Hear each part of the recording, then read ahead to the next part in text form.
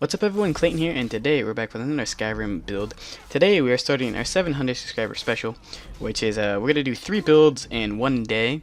This was suggested by the Shrew, where he asked for a mage, a warrior, and a thief/assassin build to come out on one day for our 700 subscribers special, because that's a really big deal, having 700 subscribers on the channel. At least I think it's a big deal. So we'll go ahead and do that, and thank you, the Shrew, for your suggestion. Another thing is that I did get a new headset, so it might sound a little bit different, but make sure to leave down in the comments below if it sounds alright, and yeah, I can always change it up for the next couple builds. Yeah, so I might be a little bit rusty since I haven't recorded for a couple weeks because I just got done with school, and last week was finals week, so I'm kind of still recovering from that. But let's go ahead and go into this first build here, which is going to be the warrior. This build is called the Crusher, and it is the warrior build out of the 3 builds. It is a orc berserker. He was a part of one of the Skyrim strongholds, of the orc strongholds. You can kind of roleplay whatever one you want to be a part of. But he was the son of the chief, and as you guys know, in orc strongholds, only the chief is allowed to mate with the other females orcs in the stronghold, and kind of have domain over all of the other orcs in the stronghold. And he challenged his father for chief leadership, and he fought his father and lost. His father did not kill him, and he let him go with mercy, and he banished himself from the stronghold because he was ashamed that he could not take on his father.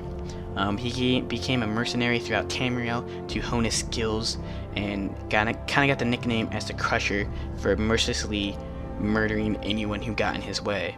And he was on his way back to challenge his father again for leadership of the tribe when he got crossing the border, and he became Dragonborn and all that nonsense. But make sure, if you want to keep role-playing it, that you pick the stronghold you want to be from, and make sure you take out the chief there. I know you can't really roleplay being the chief again, because the other orcs will probably be mad at you, but still, I kind of like that role-playing aspect.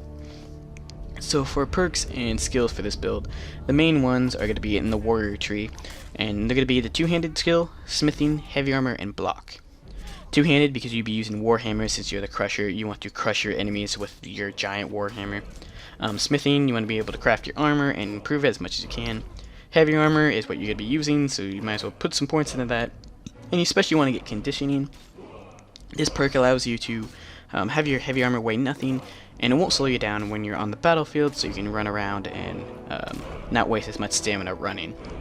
And then block, you can also use two-handed for block. It's not as effective if it's a shield, but you can still use it. I recommend going down the right side of the tree and getting Deadly Bash and Power Bash as your skills for bash.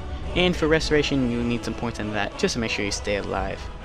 But yeah, the gameplay for this is that you're kind of trying to gain back your honor and going back to your tribe to prove to them that you are worth it and you can take on your father. And you pretty much show no mercy to anyone that gets in your way or anyone that tries to hurt your people, which are the orcs. Because the orcs are kind of band together because there's not very many of them, and they always get picked on by all the other races, so they kind of have to stick together to stay alive. But yeah, how you play this build, it's pretty simple. You get your warhammer and you crush people's skulls. That's pretty much all you do. Make sure to use your racial ability, which makes it so you have 2 times damage and take half damage. So for armor and weapons, for armor I use the Falmor heavy armor. For the armor piece, it's a part of the Dawnguard DLC, so if you do not have that, just use your orcish armor, which kind of fits in role playing as you're trying to be a powerful orc, a leader of the orcs.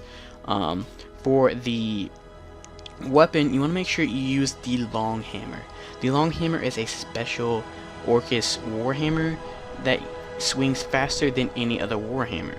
This means you can do more damage since the warhammers have the highest base damage of any of the two-handed weapons. And it swings faster, which means you can get more swings and more damage. I'll leave a link in the description down below or right here where you can find the video where I show you guys how to find the long hammer. But yeah, using the long hammer, make sure you have tons of damage pumped out. And to match with the shouts, you want to have Elemental Fury. Elemental Fury makes it so you swing your swords or any of your weapons faster as long as they're not enchanted and they're not bound weapons. So with that and the long hammer where you can swing faster, you should be pumping out tons of DPS or damage per second, and you should be able to kill dragons in seconds. especially with your Berserker Rage. Elemental Flurry plus your Berserker Rage will do tons of damage.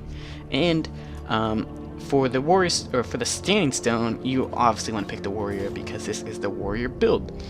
Yeah, so hope you guys enjoy this video, and make sure to stay tuned for the rest of the day to see the mage build and the thief build, or assassin build. It's more of a thief build, but kind of assassin as well.